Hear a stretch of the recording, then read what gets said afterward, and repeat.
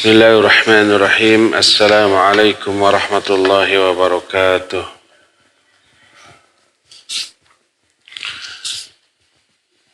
Innal hamdalillah nahmaduhu wa nasta'inuhu wa nastaghfiruh wa na'udzu billah min syururi anfusina wa sayyiati a'malina.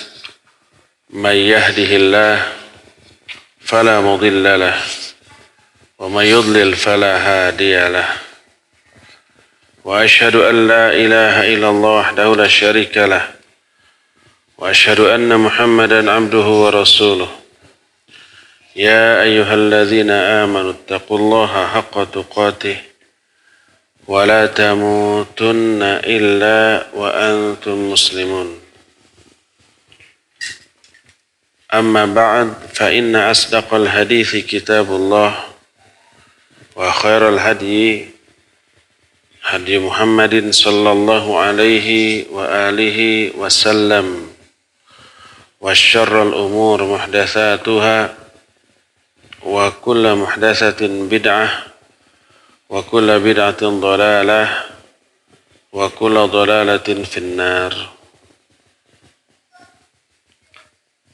Hadirin ikhwati fillah, azani Allah wa iyyakum, para jamaah Masjid Umar bin Khattab di Desa Selacau, Kecamatan Batu Jajar, Kabupaten Bandung Barat.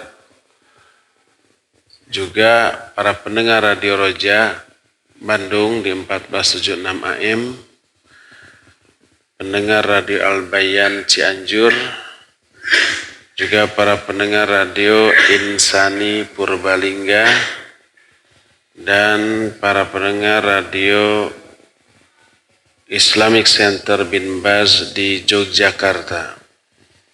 Alhamdulillah kita jumpa lagi untuk melanjutkan kajian kitab Al-Usulul Thalathah. Kita sudah sampai pada pembahasan rukun iman yang kelima, yaitu iman kepada hari akhir. Di antara bagian dari iman kepada hari akhir adalah iman kepada tanda-tanda kiamat. Tanda kiamat ini sudah kita jelaskan ada 4. Tanda kecil yang sudah terjadi dan tidak terjadi lagi. Kedua, tanda kecil yang sudah terjadi dan masih terjadi. Inilah yang sedang kita jelaskan.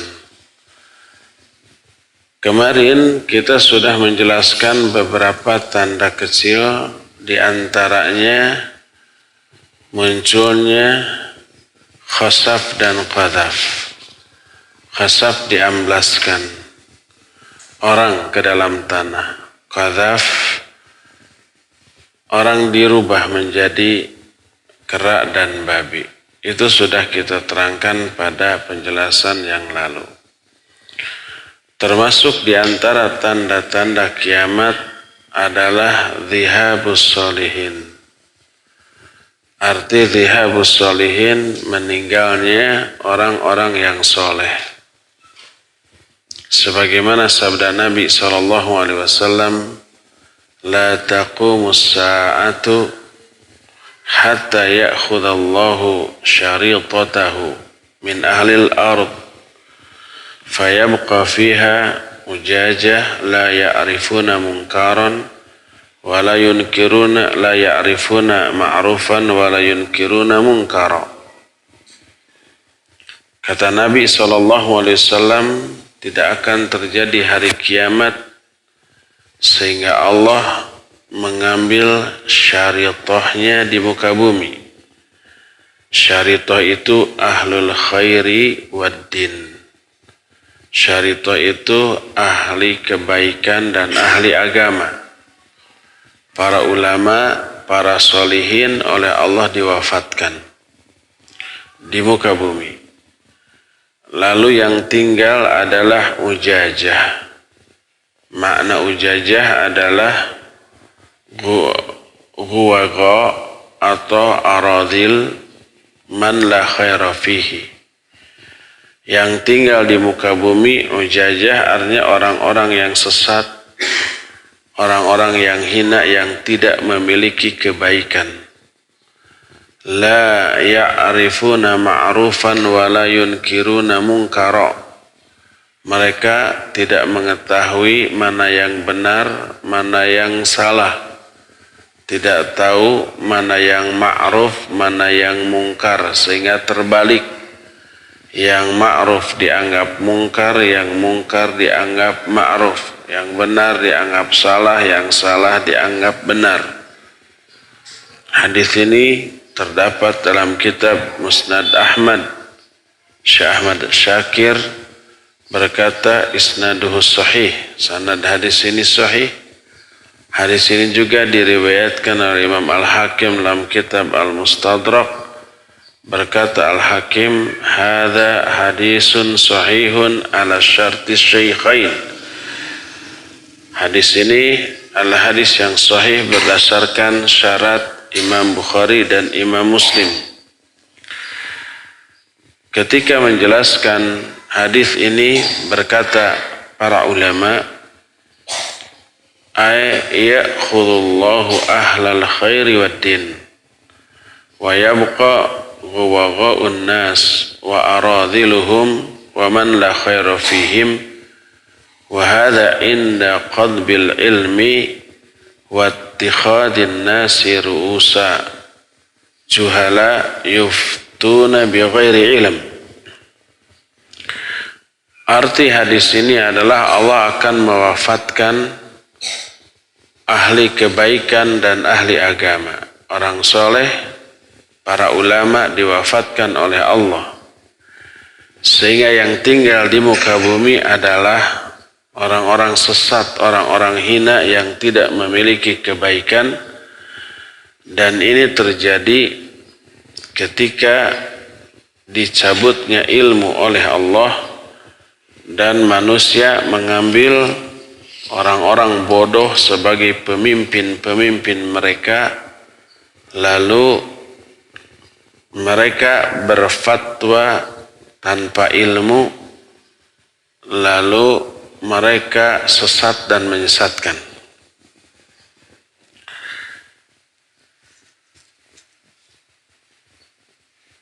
Wafatnya orang-orang soleh terjadi ketika sudah merajalelanya kemaksiatan, ketika sudah tidak tegaknya amar ma'ruf nahi munkar. Karena orang soleh apabila melihat kemungkaran terus tidak mengingkari kemungkaran itu alias membiarkan dan merajalelanya kerusakan, maka azab akan turun juga mengenai mereka. Sebagaimana yang dijelaskan dalam hadis yang sahih diriwayatkan oleh Imam Bukhari, seorang istri Nabi bertanya, anahliku wa fina salihun? Qal na'am idza kathurul khabath. Apakah kita akan binasa padahal di tengah-tengah kita masih banyak orang yang soleh? Maka dijawab, ya, apabila telah banyak keburukan. Jadi wafatnya orang-orang soleh termasuk salah satu di antara tanda-tanda kiamat.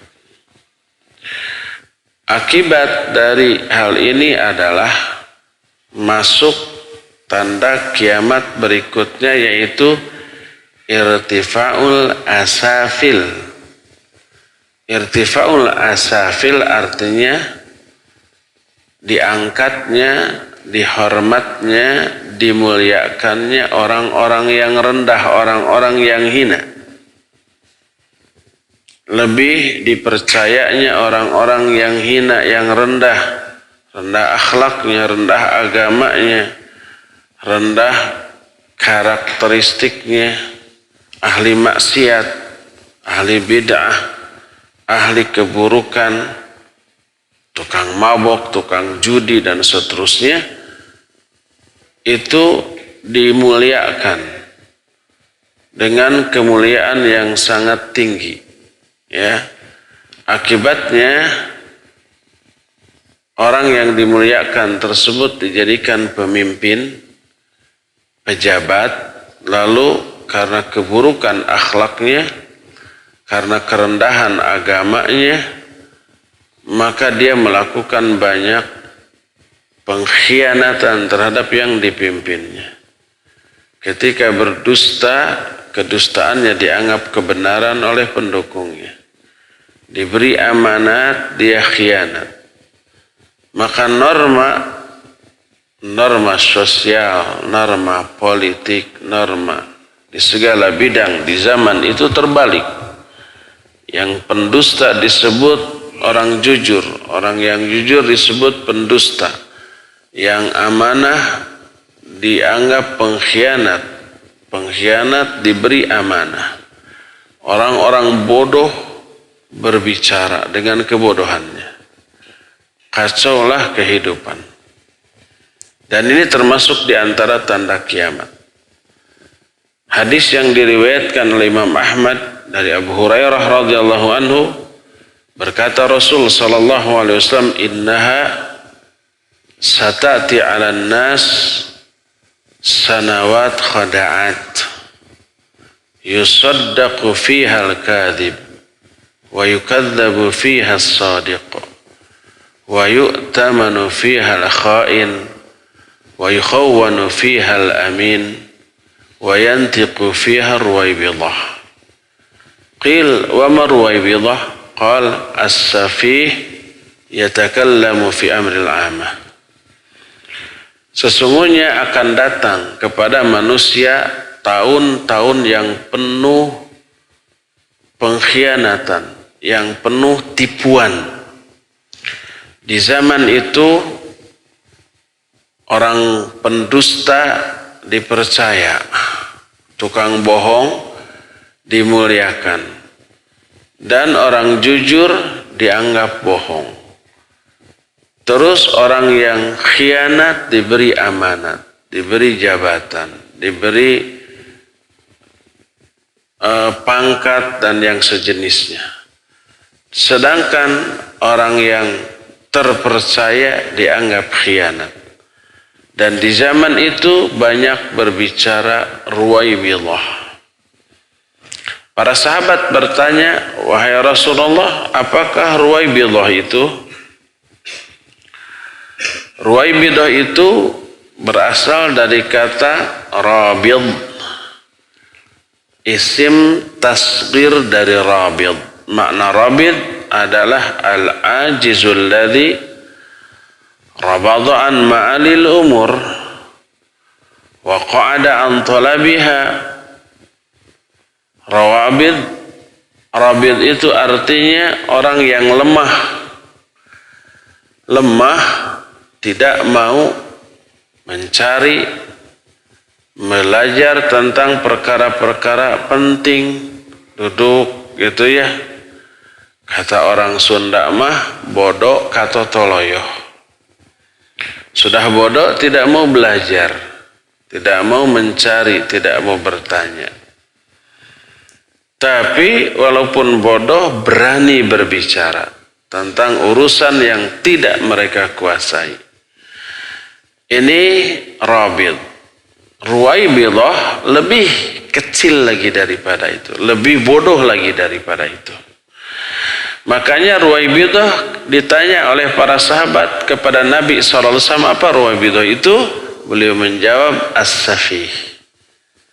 Ruwaybidah itu orang bodoh, orang dungu gitu ya, orang tolol. Yatakallamu fi amril 'amah, tapi dia berbicara tentang urusan umum. Urusan umumnya manusia yang tidak mereka kuasai, mereka berbicara di dalamnya.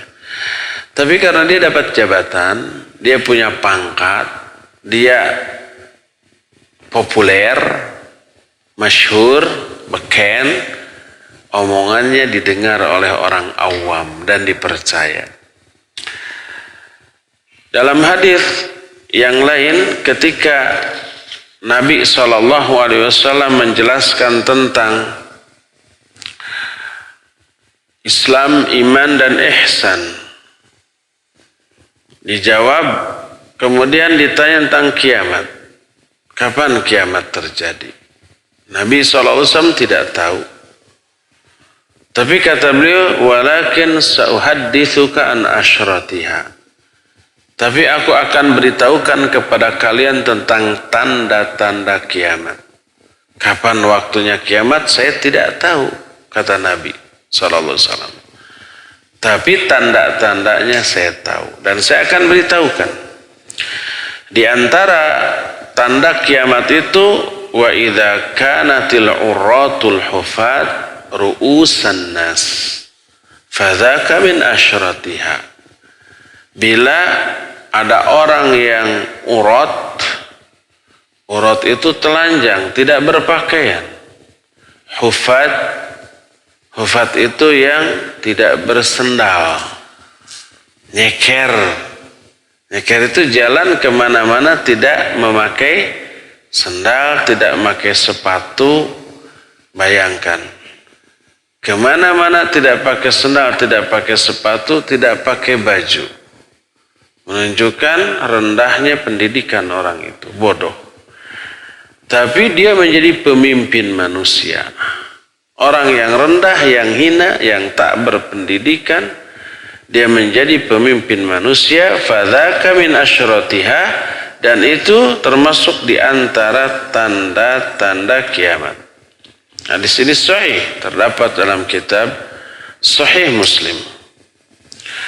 Umar bin Khattab radhiyallahu an menyatakan bahwa Rasul sallallahu alaihi wasallam bersabda, ya, min asyratis sa'ah ay yaghliba 'ala dunya Luq'un ibnu Luka bin Luka fa khairun nas yauma idzin mu'minum baina karimain.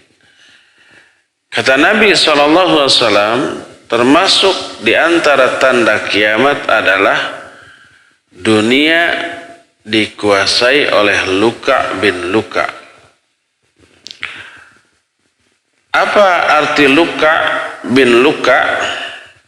Luka secara bahasa adalah hamba. Sumastumila fil hamaq wa dzam. Kemudian istilah luka ini dipergunakan untuk orang yang bodoh dan tercela. Dia tidak berilmu dan akhlaknya nyebelin, bejat, sehingga dicela oleh setiap orang. Sudah bodoh juga menyebalkan. Dan biasanya kata-kata luka ini qad yutlaqu ala shaghir, ditujukan kepada anak kecil yang belum tahu apa-apa dan sifatnya aneh-aneh, menyimpang dari kewajaran. Anak-anak kan begitu. Itu disebut luka. Sehingga kalau ada orang dewasa disebut dengan sebutan luka, luk'un, maka itu celaan bahwa orang itu walaupun dewasa dia bodoh, tapi sifatnya kekanak-kanakan, sifatnya nyebelin, tidak wajar. Kalau disebut Luka bin Luka, Luq'un bin Luq'un, orang bodoh anak dari orang bodoh, semakin tambah bodoh tapi sikapnya semakin nyebelin. Itu kata Nabi SAW, sebelum kiamat dunia akan dikuasai oleh orang seperti itu. Dan ini menunjukkan urusan yang besar diserahkan bukan kepada ahlinya. Memimpin manusia itu harus orang pintar, dewasa, matang, dan jujur. Itu ahlinya. Tapi sekarang yang memimpin manusia sebaliknya. Orang yang bodoh, orang yang rendah, orang yang bejat. Dan urusan dunia ini, urusan memimpin umat diserahkan kepada orang seperti itu akan hancur. Dan ini pertanda sudah dekatnya kepada hari kiamat. Maka Nabi SAW dalam hadis sahih riwayat Imam Bukhari, dalam kitab Sahih Bukhari menyatakan, idza usnidal amru ila ghairi ahli fantadhiris sa'ah. Kalau urusan sudah diserahkan bukan kepada ahlinya, maka tunggulah datangnya kiamat. Sebentar lagi dia akan kiamat. Urusan yang diserahkan kepada orang itu hancur, kemudian kiamat juga sebentar lagi akan terjadi. Hadis lain yang diterima dari Abu Hurairah radhiyallahu anhu, Nabi SAW bersabda, min asyratis sa'ah aya'luwat tuhutul wu'ul. Akadzalika ya Abdullah bin Mas'ud sami'tahu min hib?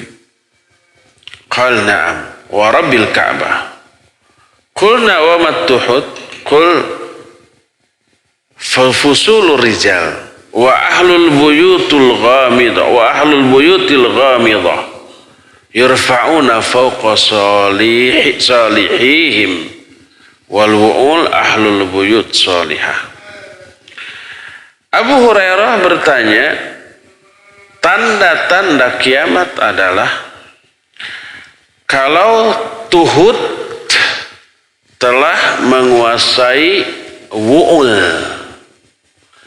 Tuhut telah menguasai wu'ul. Apakah demikian wahai Abdullah bin Mas'ud yang engkau dengar dari Rasul sallallahu alaihi wasallam? Itu pertanyaan Abu Hurairah kepada Abdullah bin Mas'ud. Jadi tanda kiamat adalah kalau tuhut telah menguasai wu'ul. Dijawab oleh Abdullah bin Mas'ud, iya, demi Rabb Ka'bah. Siapa Rabb Ka'bah? Allah subhanahu wa ta'ala. Demi Allah. Qulna, kami bertanya, wa mat tuhut? Tuhut itu apa? Disebut fusulur rijal. Wa ahlul buyut al-ghamidah yurfa'una fawqa salihihim. Tuhut itu orang malas, pemalas. Ahlul buyut, orang itu selalu ada di rumah. Al-ghamidah, terus dia itu merem, tidak mau berusaha, tidak mau belajar. Ulu kutek we di bumi. Bahasa Sunda menyatakan kurung batok, seperti katak dalam tempurung. Dia nggak pernah pergi kemana-mana, nggak tahu apa-apa yang terjadi di luaran sana. Yang dia tahu hanya sekitarnya saja. Ini orang bodoh, tapi orang bodoh ini diangkat di atas kedudukan orang-orang yang soleh. Sedangkan wu'ul ahlul buyut as-solihah, penduduk yang soleh. Ada orang yang soleh berilmu dipimpin oleh orang bodoh dan bejat. Dan itu termasuk di antara tanda-tanda kiamat. Dalam hadis yang diriwayatkan oleh Imam Ahmad, Rasul alaihissalatu wassalam bersabda, la tadhabu dunya hatta tasira lil luka ibnu luka, ay hatta yasira na'imuha wa maladuha wal wijahaha fiha lahu. Tidak akan terjadi kiamat, tidak akan hancur dunia ini sehingga dunia ini milik Luka bin Luka, milik orang-orang bodoh, orang rendah, orang hina. Maknanya kenikmatan kehidupan dunia, kesenangan kehidupan di dunia, jabatan-jabatan, pangkat-pangkat tinggi yang strategis di dunia, itu semuanya dikuasai oleh orang bodoh dan rendah, orang-orang bejat. Kebayang kalau para pejabat, para pemimpin manusia orang seperti itu, ya bodoh ya bejat, jauh dari agama. Agama dilecehkan, pemuka agama dihina, dimaki. Ya seperti zaman PKI, zaman dahulu para kiai dibunuh disembelih gitu kan. Oleh karena itulah maka urusan kehidupan bermasyarakat, bernegara menjadi sangat kacau. Tapi mereka lah orang yang paling senang di dunia di akhir zaman nanti sebelum terjadinya kiamat.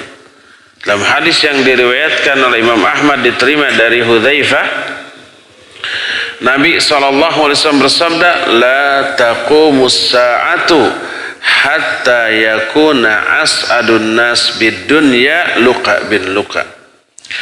Tidak akan terjadi kiamat sehingga manusia yang paling gembira, paling bahagia di dunia ini adalah orang-orang bodoh dan hina. Hadis tersebut dalam Musnad Ahmad diriwayatkan Imam Ahmad. Hadis ini juga dinukil Imam As-Suyuti dalam kitab Al-Jami' As-Saghir dan dinyatakan hadis ini sahih. Kesahihannya diterangkan dalam kitab Sahih Al-Jami' As-Saghir. Kemudian ini menjadi kenyataan yang tidak bisa dihindari. Berkata para ulama, wa hadha huwal waqi' bainal muslimin fi hadzal 'asr. Yaquluna lirrajul ma aqaluhu wa ma ahsanu khuluqihi wa yasifuna bi ablaghil awsaf al-hasanah. Walaupun orang bodoh bejat tadi itu nampak nyata kebodohan dan kebejatannya, tapi orang itu dipuji setinggi langit. Sehingga dalam Sahih Bukhari dan Sahih Muslim, Nabi SAW bercerita ketika amanah ini sudah diangkat. Sifat amanah sudah tidak lagi dimiliki oleh orang. Kejujuran sudah tidak ada lagi. Yang menguasai, memimpin manusia orang penjahat. Bejat agamanya. Nyebelin akhlaknya. Bodoh pengetahuannya. Saat itu orang yang memimpin walaupun nyata-nyata kebodohannya dipuji. Hatta yuqala lirrajul ma ajladuhu wa ma adrafuhu wa ma aquluhu wa ma fi qalbihi mithqala habbatin min khardalin min iman. Orang yang memimpin itu disebutkan betapa hebatnya pemimpin kita. Betapa mulia pemimpin kita, betapa cerdas dan berakalnya pemimpin kita. Padahal di hati orang itu tidak ada iman walaupun sekecil debu. Yang memujinya begitu, yang dipujinya juga begitu. Sekedar pencitraan dan pembentukan opini publik. Supaya publik orang awam juga ikut memuji pemimpin bejat tadi. Ini akan terjadi menjelang kiamat. Ini kata para ulama, hadza huwal waqi' bainal muslimina fi hadzal 'asr. Ini yang sudah terjadi di kalangan sesama kaum muslimin di zaman ini. Sehingga pemimpin yang bejat seperti itu dipuji betapa cerdasnya, betapa baik akhlaknya, dan dipuji dengan sifat-sifat terpuji lainnya. Wa huwa min afsaqin nas wa aqallihim dinan wa amanatan. Padahal orang itu orang yang paling fasik, orang yang paling rendah agamanya dan sikap amanahnya, dan memusuhi kaum muslimin. Wa ya'malu ala hadmil Islam fala haula wala quwata illa billah. Dia mengamalkan amalan yang bisa menghancurkan Islam, la haula wala quwata illa billah. Inilah diantara perkara yang akan terjadi menjelang hari kiamat, yaitu dimuliakannya orang-orang rendah, orang hina, orang yang tidak berakhlak, diangkat menjadi pejabat, menjadi berpangkat, menjadi pemimpin. Akhirnya kacaulah kehidupan di dunia ini. Tanda lain dari kiamat yang sudah terjadi dan masih terjadi adalah antakunat tahiyyah lil ma'rifah. Penghormatan ucapan salam hanya ditujukan kepada orang yang dikenal saja. Kalau yang tidak dikenal, hare-hare, cuek. Mungkin ini juga kita melakukannya. Kita hanya menyampaikan salam dan menyapa hanya kepada orang yang kita kenal. Yang tidak dikenal mah, walaupun yakin dia muslim, cuek. Ya. Dan ini termasuk tanda kiamat. Di antara tanda kiamat adalah seseorang tidak menyampaikan salam kecuali hanya kepada orang yang dikenal saja. Sebagaimana hadis yang diterima dari Abdullah bin Mas'ud radhiyallahu anhu. Dia berkata bahwa Rasul alaihi salatu wasallam bersabda, "Inna min asyratis sa'ah ay yusallima ar-rajul 'ala ar-rajul la yusallimu alaihi illa lil ma'rifah." Di antara tanda-tanda kiamat adalah seseorang hanya bersalam kepada orang lain dan dia tidak salam kecuali hanya karena kenal. Kalau yang tidak kenal mah tidak. Hanya ke orang-orang khusus yang dikenal. Orang umum tidak salam. Dalam hadis lain, inna baina yaday sa'ah taslimal khasah. Sesungguhnya menjelang hari kiamat akan terjadi salam hanya kepada orang-orang khusus. Ketika menjelaskan hadis-hadis ini, para ulama menyatakan, hadza amrun musyahadun fi hadzal zaman. Ini perkara yang sudah kita saksikan di zaman ini. Sudah terjadi. Fa katsiru minan nas la yusallimuna illa ala man ya'rifun wa hadza khilafus sunnah. Kebanyakan orang tidak menyampaikan salam kecuali kepada orang yang mereka kenal, dan ini menyalahi sunnah Nabi SAW.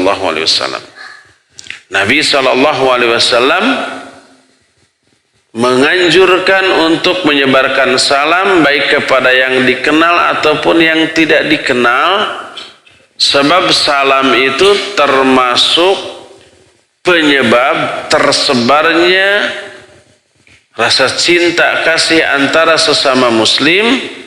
Dan cinta kasih ini menjadi penyebab adanya iman, dan iman menjadi kunci masuknya surga. Kata Nabi SAW dalam hadis sahih riwayat Imam Muslim, la tadkhulul jannata hatta tu'minu wa la tu'minu hatta tahabbu awala adullukum ala syai'in idza fa'altumuhu tahabbtum afshus salama bainakum. Kalian tidak akan bisa masuk surga sebelum kalian beriman. Jadi untuk bisa masuk surga wajib iman. Dan kalian tidak disebut beriman sebelum kalian saling mencintai dengan sama kalian, dengan sama muslim. Jadi untuk bisa dikatakan iman wajib ada rasa cinta. Mau nggak aku tujukan kepada kalian satu perbuatan yang apabila kalian lakukan, kalian akan saling mencintai, yaitu tebarkan salam. Baik kepada yang dikenal ataupun yang tidak dikenal. Ya. Inilah salah satu di antara tanda kiamat, yaitu tidak menyampaikan salam kecuali kepada yang dikenal. Apa ini sudah terjadi di zaman kita?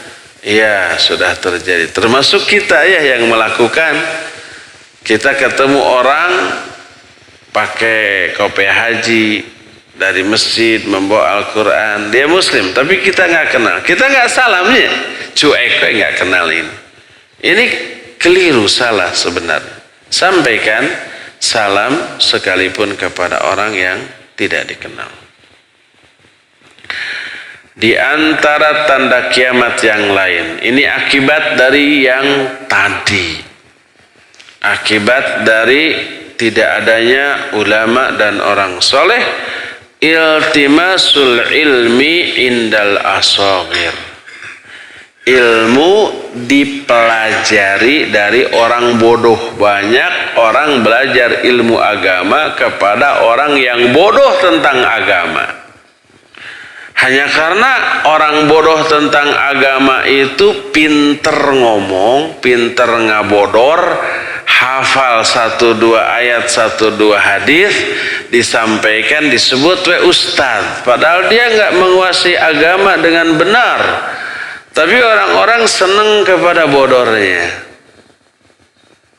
Nah, ilmu tentang agama dipelajari dari orang yang bodoh tentang agama. Akibatnya ngaco omongannya. Sebagaimana riwayat dari Abdullah bin Mubarak dengan sanad yang sampai kepada Abi Umayyah al-Jumahi, Rasul alaihi salatu wasallam bersabda, "Inna min asyratis sa'ah salasan." Sesungguhnya di antara tanda kiamat ada 3. Ada 3 di antara tanda kiamat. Di antara tanda kiamat yang lainnya. Ihdahunna ayyul tamasal ilmu indal asagir. Salah satu di antara 3 tanda kiamat ini adalah ilmu dipelajari dari orang-orang bodoh. Imam Abdullah bin Mubarak ketika ditanya siapa as-saghir, sebab hadis tadi ilmu dipelajari dari as-saghir. As-saghir itu orang-orang kecil, bukan kecil badannya, bukan kecil fisiknya. Imam Abdullah bin Mubarak yang meriwayatkan hadis ini, salah satu perawi dari hadis ini ditanya, apa as-saghir itu? Siapa orang-orang kecil itu? Apa orang kerdil atau anak-anak kecil? Beliau menjawab, alladzina yaquluna bi ra'yihim fa amma as-saghiru ya yurwa anhu kabir falaysa bisaghir. As-saghir, orang kecil itu adalah orang-orang yang berbicara tentang agama dengan ra'yu, dengan akalnya. Padahal ra'yu dan akal bukan alat untuk memahami agama. Alat untuk memahami agama mah ilmu bahasa Arab, ilmu tafsir, ilmu hadis, ilmu fiqih, ilmu usul fiqih dan seterusnya. Itu alat. Ra'yu bukan alat. Ra'yu itu tempat ditampungnya ilmu-ilmu tadi. Kalau kita ingin memahami agama dengan baik, akal kita, ra'yu kita harus diisi alat-alat untuk memahami agama secara baik. Apa alatnya? Ya ilmu tadi. Ilmu tentang agama. Kalau ra'yu tadi kosong dari alat, lalu ra'yunya langsung dipakai memahami agama, bahaya. Bisa salah, bisa keliru. Ya. Kata Abdullah bin Mubarak, ya, as-saghir, orang kecil itu orang yang memahami agama dengan pikirannya sendiri, walaupun dia bodoh dari ilmu. Adapun anak kecil, tapi anak kecil itu berilmu dan banyak orang-orang dewasa yang mengambil ilmu dari anak kecil itu, maka anak kecil itu bukanlah orang kecil. Ada nggak anak kecil tapi sudah mengajarkan ilmu? Zaman dahulu banyak. Imam Syafi'i, Imam Malik, Imam Abu Hanifah, Imam Ahmad ketika masih ABG itu sudah berilmu banget, hafal Quran sudah hafal, ribuan hadis sudah hafal, 16 tahun sudah mengajar. Walaupun masih anak-anak, maka bukan orang kecil, itu masih orang besar. Karena besar kecilnya seseorang dalam masalah agama dilihat dari ilmu dan pengamalan tentang agama ini. Berkata Abdullah bin Mas'ud, la yazalun nasu bi khairin ma atahumul ilmu min ashabi Muhammadin sallallahu alaihi wasallam wa min akabirihim.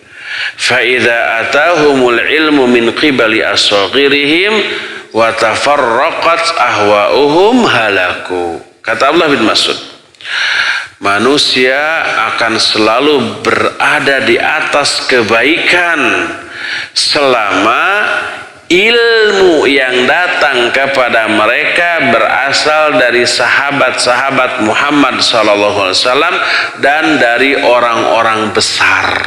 Yang dimaksud orang besar, besar ilmunya, walaupun masih anak-anak, tapi ilmunya banyak. Itu disebut orang besar. Tapi ketika ilmu yang datang kepada manusia itu bersumber dari orang-orang kecil, orang-orang bodoh, lalu hawa nafsu mereka pun berpecah belah, maka binasalah mereka. Ya. Dan dicarinya ilmu dari orang yang bodoh tentang agama, apakah sudah terjadi zaman sekarang? Banyak orang yang tidak memiliki latar belakang pendidikan agama, hanya baca buku 1-2 buku agama, 10 buku agama, 100 buku agama, menghafalkan beberapa ayat dan hadis, langsung berani berbicara tentang agama, bahkan mengkritik para ulama dengan kebodohannya. Dalam ilmu dunia saja orang itu sudah bisa dipidana tuh. Orang baca buku kedokteran 100 buku, 1000 buku kedokteran. Setelah itu buka praktek pengobatan. Boleh nggak? Nggak boleh.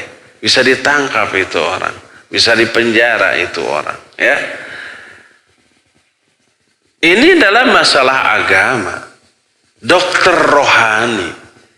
Hanya baca 10-100 buku agama, hafal 1-2 ayat, lalu menyampaikan ilmu agama kepada orang awam. Ya, sama dengan orang awam yang nggak belajar kedokteran, dia hanya baca 100 buku kedokteran, lalu buka praktek kedokteran. Nyuntik, ngasih obat, menganalisa penyakit, maka tidak boleh. Itu disebut malpraktek dan bisa dipidana, bisa dipenjara itu orang. Penjahat di dunia.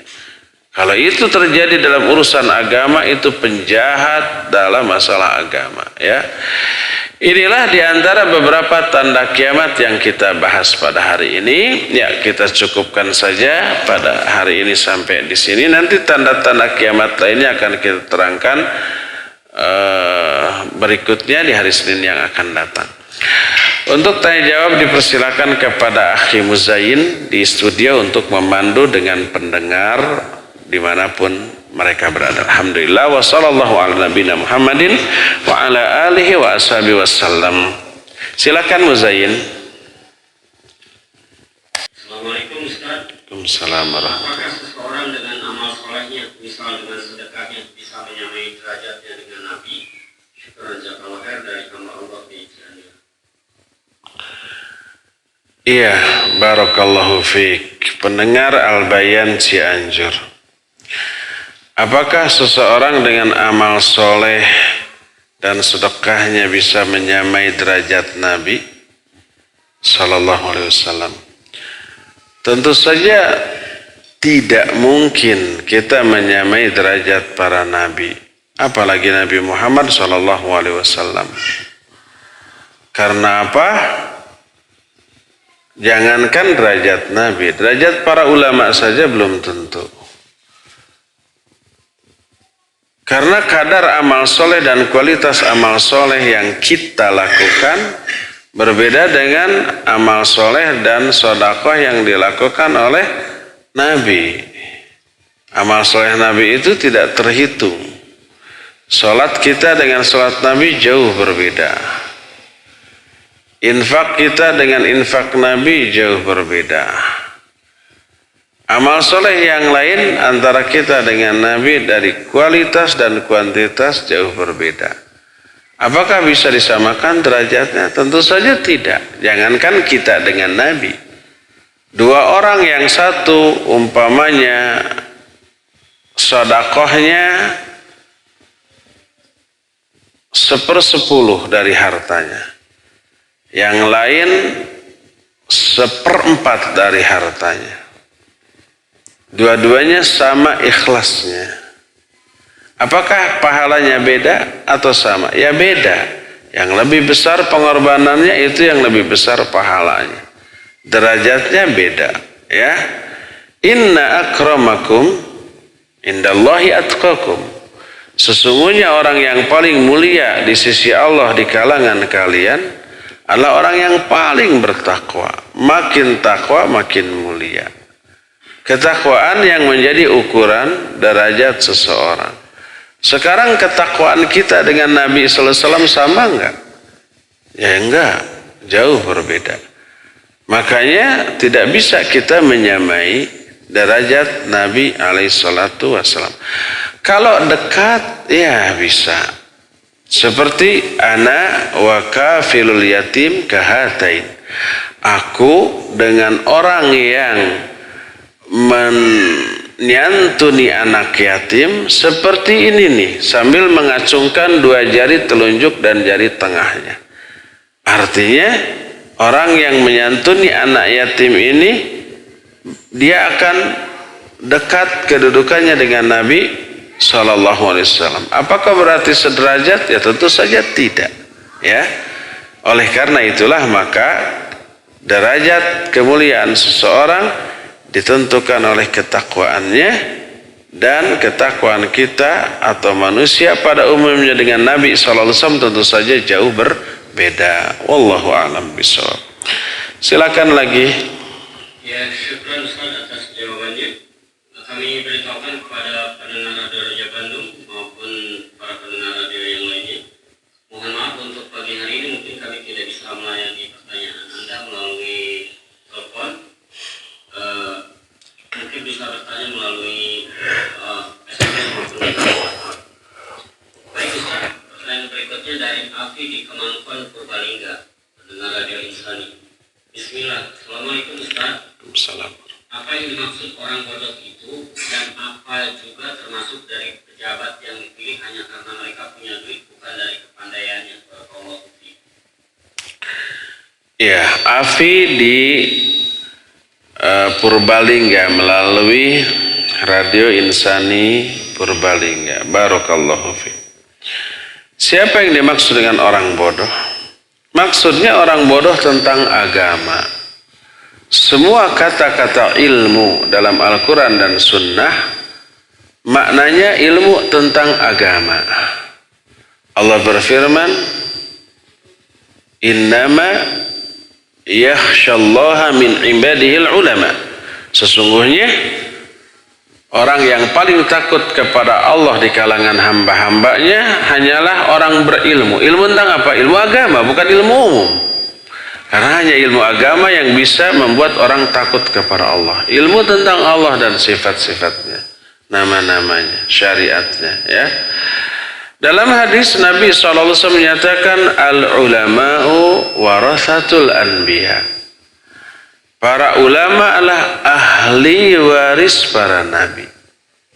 Apa yang diwariskan oleh Nabi? Ilmu tentang dunia? Bukan, tentang agama. Disebut ulama.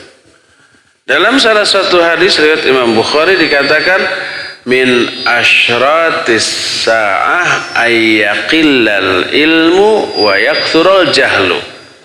Di antara tanda kiamat adalah ilmu semakin sedikit, kebodohan semakin merajalela. Jadi makin tua usia dunia, makin dekat ke kiamat, ilmu makin sedikit, kebodohan semakin merata. Ilmu tentang apa? Ilmu tentang agama. Kalau ilmu tentang dunia mah semakin kesini semakin maju. Orang semakin pintar dalam urusan dunia, tapi makin bodoh dalam urusan agama.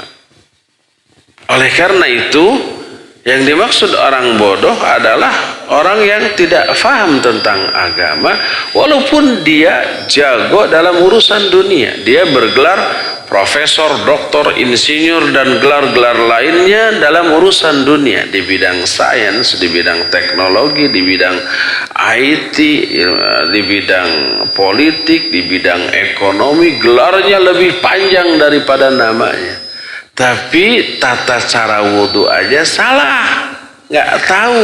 Bacaan sholat saja tidak tahu. Bagaimana tata cara sholat yang benar dan mana yang keliru juga nggak tahu. Orang itu bodoh walaupun bergelar profesor, doktor, insinyur di bidang ilmu dunia. Nah yang kayak begitu kan yang berbahaya. Dianggap pinter oleh orang awam karena gelarnya, sehingga ketika berbicara agama pun didengar. Dia diangkat menjadi pemimpin. Dia diangkat menjadi tokoh panutan. Dia diangkat menjadi pejabat.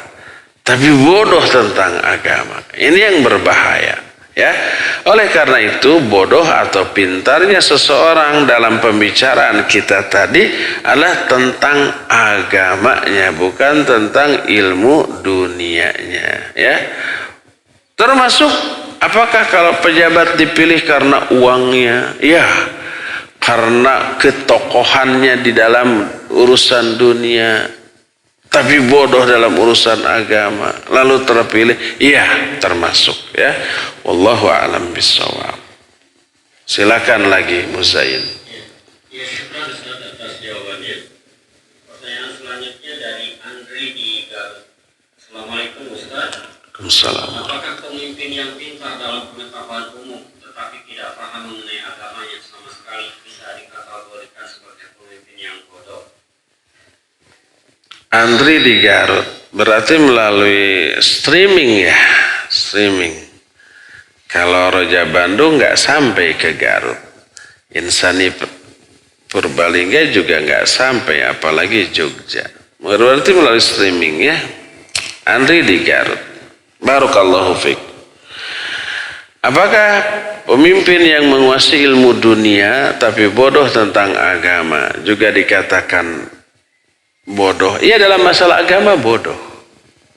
Walaupun dia pintar dalam urusan dunia. Kalau dikatakan mereka termasuk orang awam, maksudnya awam dalam agama. Ngamuk, makanya profesor doktor disebut orang awam kan gitu ya. Iya, mereka pintar dalam urusan dunia tapi awam tentang agama. Apapun gelarnya. Tapi tidak paham agama, awam dalam masalah agama. Ya. Itu keawaman, kepintaran yang kita bicarakan tentang perkara agama, bukan tentang perkara umum. Nah, yang jadi masalah hanya karena gelar profesor doktor di bidang umum, mereka berani berbicara tentang agama yang tidak dikuasainya. Hanya karena baca-baca. Membaca saja tidak akan mungkin menjadi ahli. Karena apa? Karena harus belajar tentang masalah yang dipelajarinya secara terkurikulum, tersistematis, di bawah bimbingan ahlinya. Kalau autodidak bahaya. Karena ketika salah dia nggak tahu dan nggak sadar bahwa dia salah. Karena tidak ada yang menegurnya.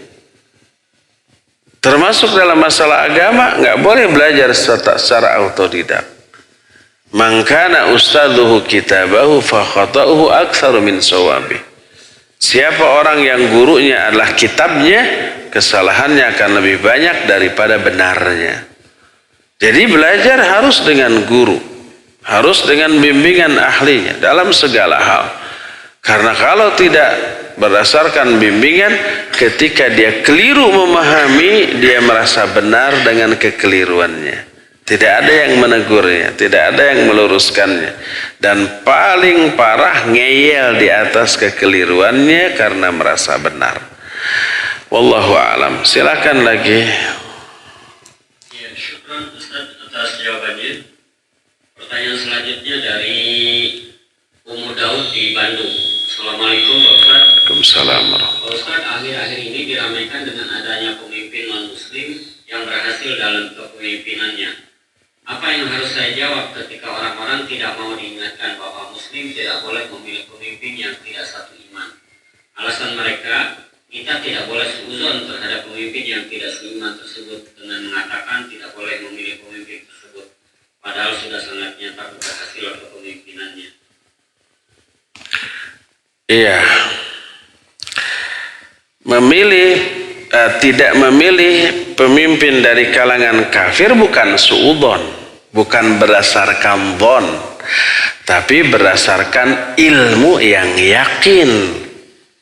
Apa ilmu yang yakin? Al-Quran dan hadis yang sahih.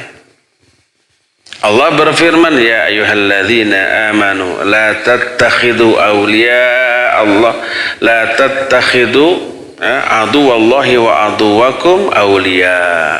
Itu ayat.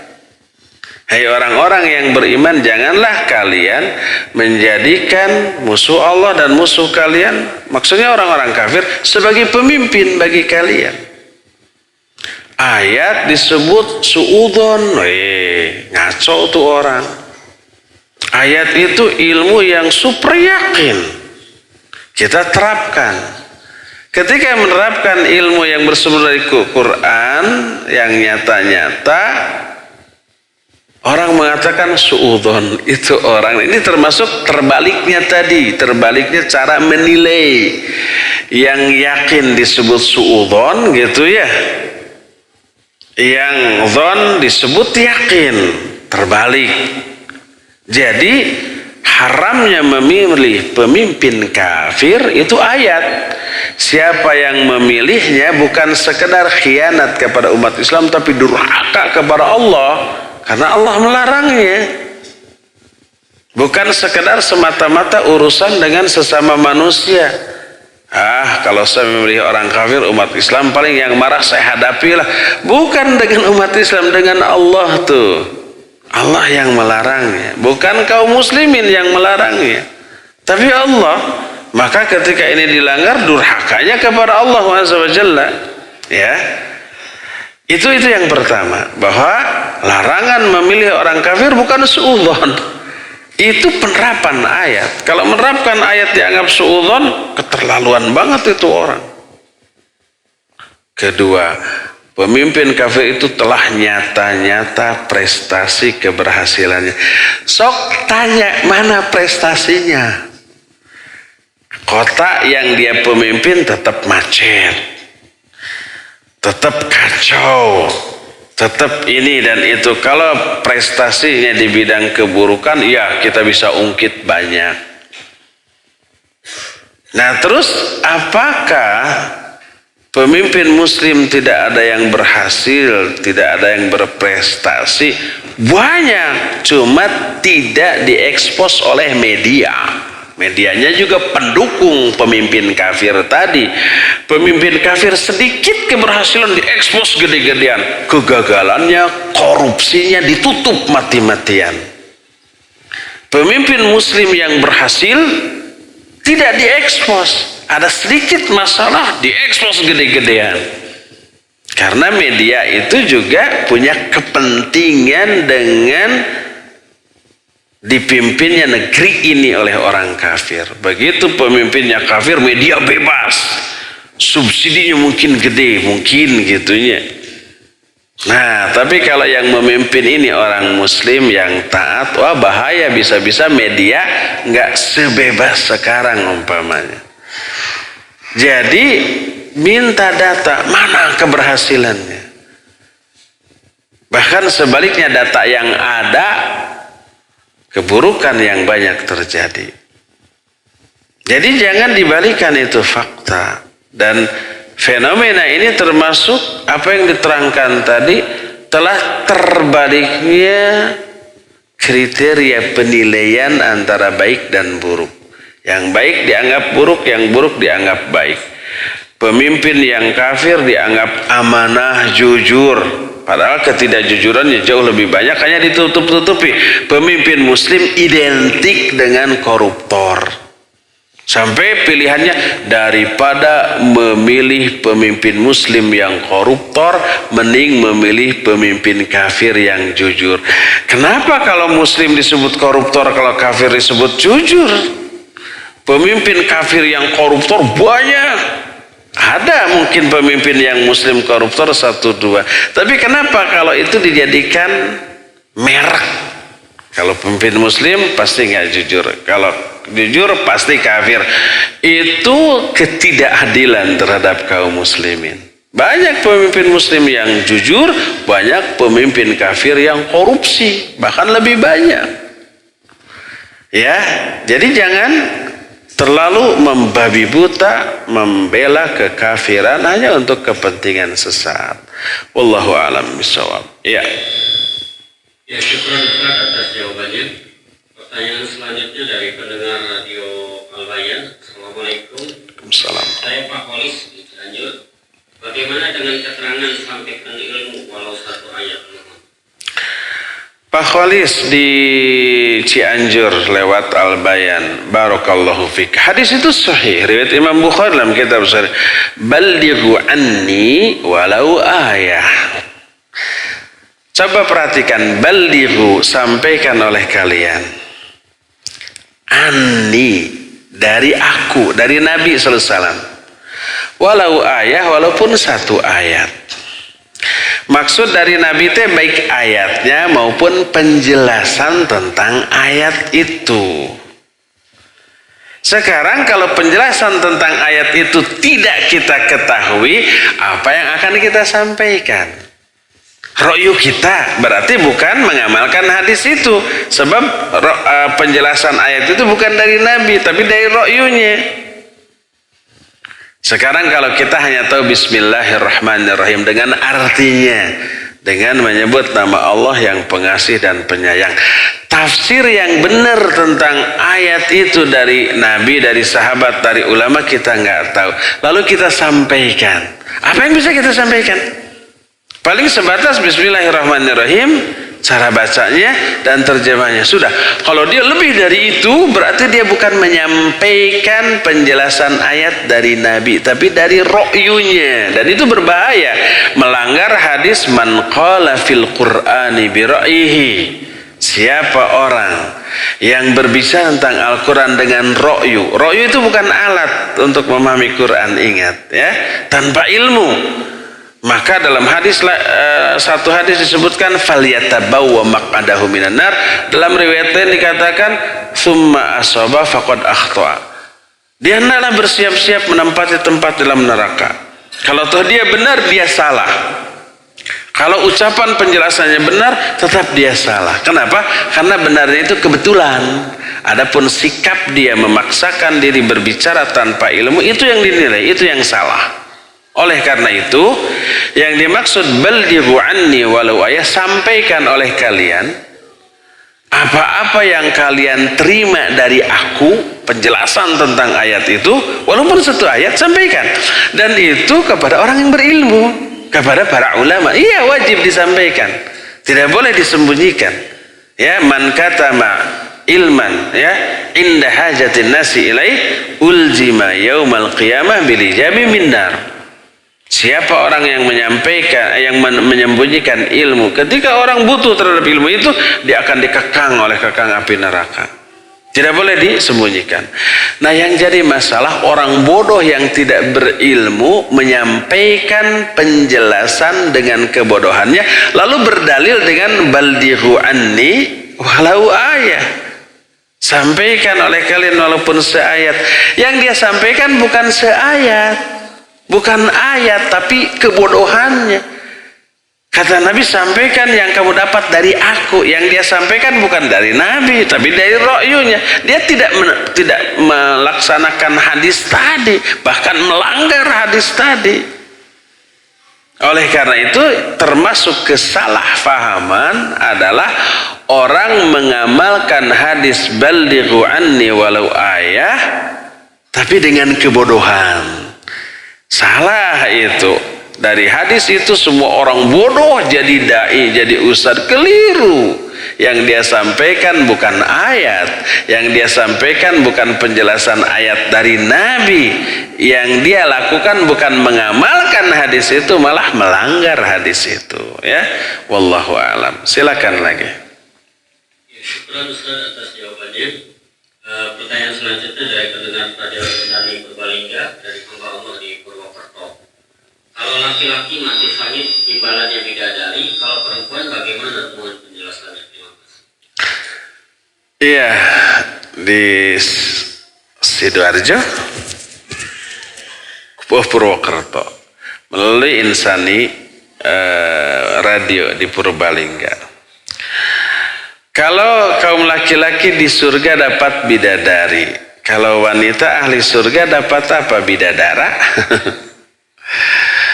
Iya, tentu saja para wanita di surga dapat pasangan, dapat suami. Siapa suaminya? Suaminya adalah yang juga menjadi suami di dunia kalau dua-duanya soleh dan dua-duanya masuk surga. Bosan dong itu juga. Di dunia aja udah nyengir menderita, di akhirat ketemu lagi. Jangan khawatir begitu. Bosan mah penderitaan, dan di akhirat di surga nggak ada penderitaan. Suami kita di dunia walaupun suaminya umpamanya jelek, bau, tara mandi, tapi soleh umpamanya ya, masuk surga bareng sama istrinya. Di surga berubah menjadi ganteng, kasep. Angin yang meniup dirinya di surga memperganteng penampilannya. Sebagaimana ini dijelaskan oleh Nabi SAW. Ketika suami pergi meninggalkan istrinya di surga ke pasar, tertiup oleh angin surga. Begitu kembali, si suami bilang ke istrinya, demi Allah, istrinya bilang ke suami, demi Allah, engkau jauh lebih ganteng dibanding ketika engkau meninggalkan aku tadi. Kata suaminya, demi Allah, engkau pun demikian, jauh lebih cantik dibanding ketika aku meninggalkanmu tadi. Jadi sikapnya yang mungkin ada yang nyebelinnya gitu ya, berubah menjadi lembut, soleh, santun, menyenangkan. Fisiknya yang tadinya jelek, pesek, belek, brengsek, berubah menjadi ganteng, kasep, luar biasa, menyenangkan. Pokoknya nggak ada penderitaan di sono di akhirat, ya. Itu kebahagiaan. Tidak ada penderitaan bagi ahli surga termasuk wanita. Jadi suami istri di dunia yang dua-duanya soleh dan dua-duanya masuk surga akan tetap menjadi suami istri sampai ke akhirat. Terus bagaimana kalau suaminya ke neraka, istrinya ke surga? Bagaimana juga dengan apabila dia gadis, mati dalam keadaan gadis dan soleh lalu masuk surga? Wallahu a'lam bishawab. Syekh Al-Utsaimin rahimahullahu taala menjawab, kalau ada seorang istri masuk surga tapi suaminya ke neraka, maka dia akan dinikahkan dengan seorang laki-laki ke surga yang istrinya ke neraka. Kalau ada gadis yang masuk surga, dia akan dinikahkan dengan bujang yang masuk surga. Ketika di dunianya ada laki-laki membujang meninggal dalam keadaan soleh lalu masuk surga, itu akan dinikahkan dengan yang lajang yang masuk surga. Pokoknya tetaplah dapat pasangan, jangan khawatir ya. Tetap kebahagiaannya kadarnya sama dengan kadar kebahagiaan yang Allah berikan kepada laki-laki ahli surga. Jangan khawatir. Wallahu a'lam bishawab. Ya, syukur Ustaz atas jawabannya. Pertanyaan selanjutnya dari Abu Ilma di Bandung. Assalamualaikum warahmatullahi wabarakatuh.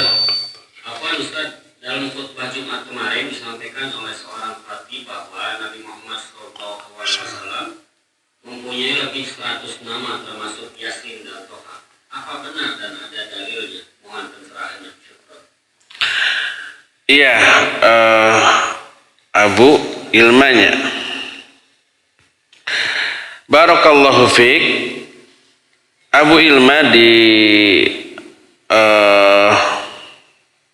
Bandung di Jogja barusan. Bandung ya. Abu Ilma, barakallahu fiik. Apakah benar bahwa Nabi Muhammad sallallahu alaihi wasallam memiliki banyak nama termasuk Yasin dan Toha? Pertama, penamaan Yasin dan Toha sebagai nama Nabi Muhammad SAW adalah penamaan yang tidak benar. Ini diantara diungkapkan oleh para ulama, diantara oleh Syekh Muhammad bin Shalih Al-Utsaimin rahimahullahu taala, ya, yang menjelaskan bahwa apabila Yasin dan Toha yang diambil dari Yasin wal Qur'anil Hakim innaka laminal mursalin, lalu dari ayat surat ini disimpulkan bahwa Yasin termasuk salah satu di antara nama Nabi SAW. Demikian juga Toha. Maka beliau menyatakan tidak benar. Itu istidlal yang keliru, ya. Istidlal atau penerapan dalil yang keliru, ya. Tidak benar itu. Sampai ada disebutkan dalam salah satu sholawat yang menyimpang, sholatullah salamullah ala Yasin Habibillah. Yasin di sini disebut sebagai nama Nabi sallallahu alaihi wasallam. Ala Toha Rasulillah. Salawat kepada, semoga terlimpah kepada Toha. Siapa Toha itu? Rasulillah. Itu sebuah kekeliruan. Karena apa?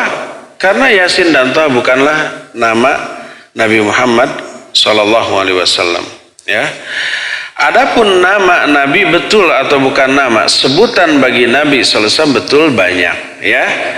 Ada sebuah pepatah dalam bahasa Arab menyatakan kasratul asma tadullu ala syarafil musamma. Banyaknya nama menunjukkan kemuliaan dari si pemilik nama.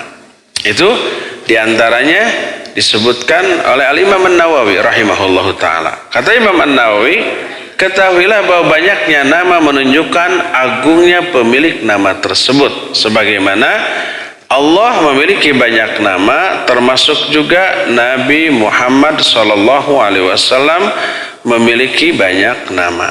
Di antara nama Nabi Muhammad lah beliau namanya disebut dengan nama Muhammad, Ahmad, terus Al-Mahi, Al-Ashir, Al-Aqib. Sebagaimana Nabi SAW menyatakan, innali asma'an ana Muhammad wa ana Ahmad wa ana Al-Mahi alladhi yamhaqullahu bihil kufr wa ana Al-Hashir alladhi yuhsarun nasu ala qadami wa ana Al-Aqib alladhi laysa ba'dahu ahadun.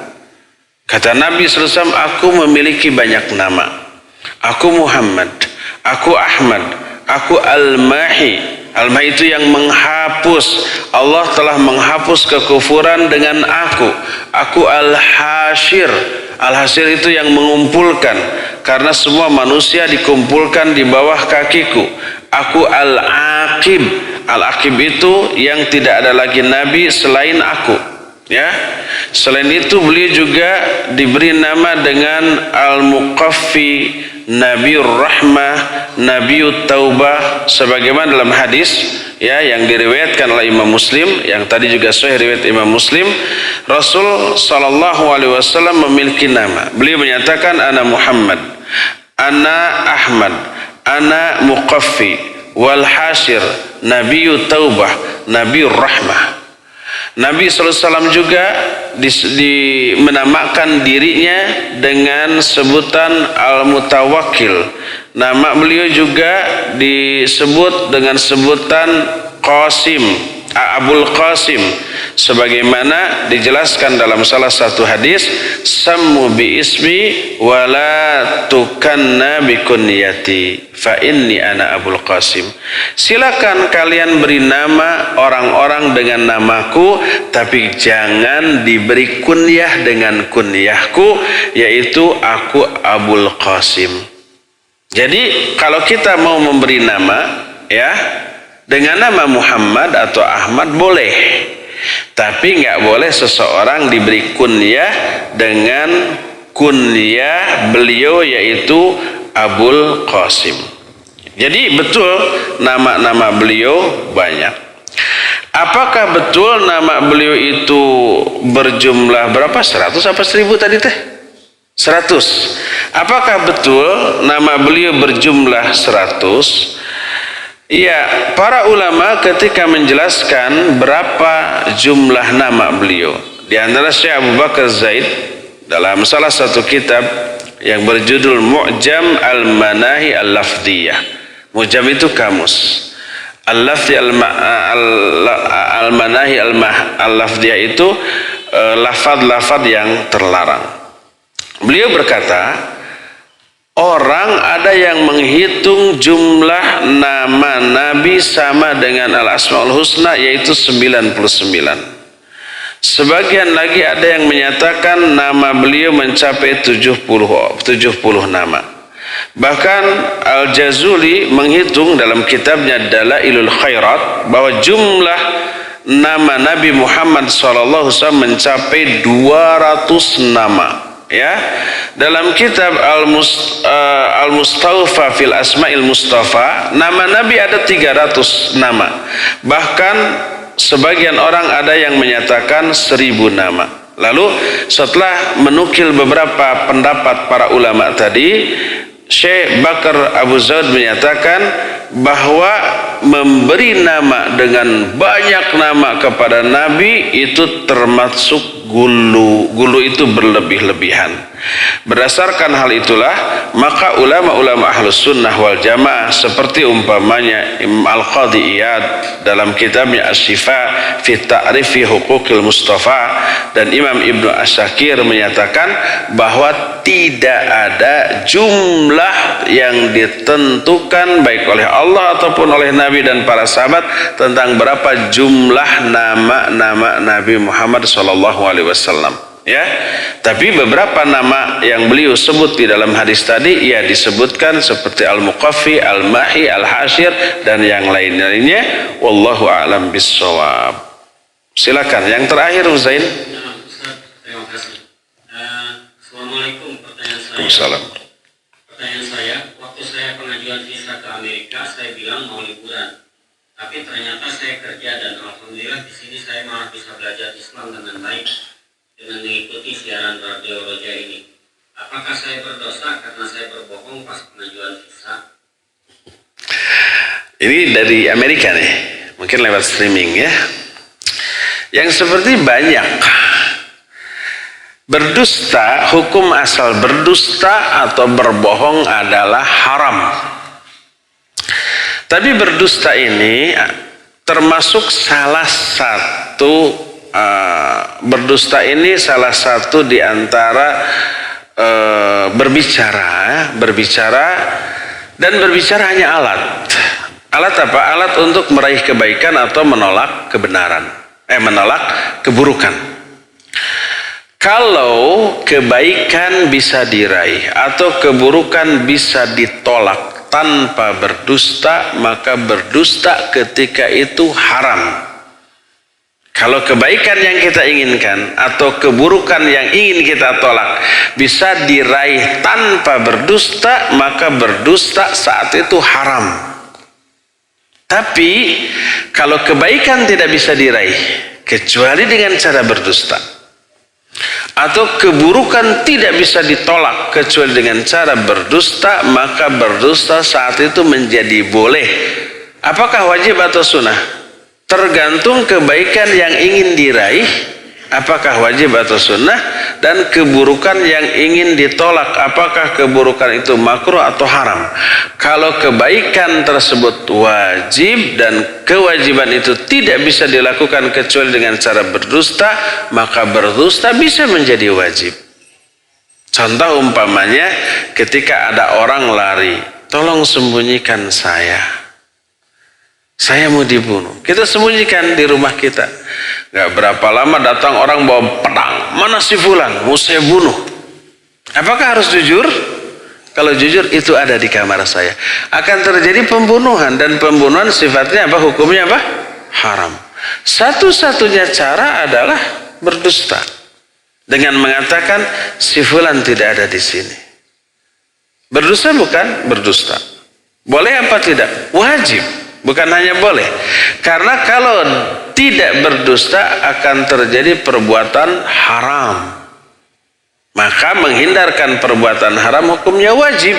Dan itu tidak bisa dilakukan kecuali dengan cara berdusta, maka berdusta menjadi wajib ketika itu. Tapi para ulama menyatakan kalau kita bisa bertauriah, bertauriahlah. Bertauriah itu berdiplomasi. Umpamanya Imam Ahmad ketika kasus itu terjadi, mana si fulan mau saya bunuh? Kata Imam Ahmad, si fulan tidak ada di sini. Sambil menunjuk jarinya ke telapak tangan kiri. Si fulan tidak ada di sini. Apa yang bisa dilakukan si fulan di sini? Tapi orang itu menyangka di sini, di tempat itu gitu ya. Lalu pergi. Itu bertauriah, berdiplomasi. Ada unsur kedustaan, tapi kalimatnya tidak mengandung dusta. Tapi maknanya tetap dusta-dusta juga ya. Nah, tadi dikatakan mengajukan visa ke negeri kafir, lalu berdusta. Kalau visa, pertama apa kepentingan kita ke sana? Kalau kepentingan kita urgen secara syar'i penting ya, dan visa itu tidak bisa didapat kecuali dengan cara berdusta, maka boleh. Tapi kalau kepergian kita secara syar'i tidak penting, tidak urgen, kemudian visa itu bisa diraih tanpa berdusta, maka tetap tidak boleh berdusta. Nanti berbahaya. Nanti akan mencoreng citra muslim. Nanti ketahuan di berkas pengajuannya libur, turis gitu ya. Tapi kok di sana kerja? Tapi kok di sana belajar? Lihat agamanya, oh pantas orang Islam. Nah, lalu menimbulkan kesan umat Islam tukang nipu. Ini buktinya ketika mengajukan visa nipu dia.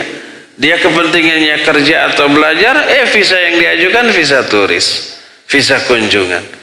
Akhirnya bisa membawa citra buruk tentang kaum muslimin dan membawa efek buruk kepada kaum muslimin. Ingat, kalau ada orang muslim mengajukan visa untuk ini selidiki dulu. Kalau bisa jangan dikasih, akhirnya menghambat yang lainnya ya.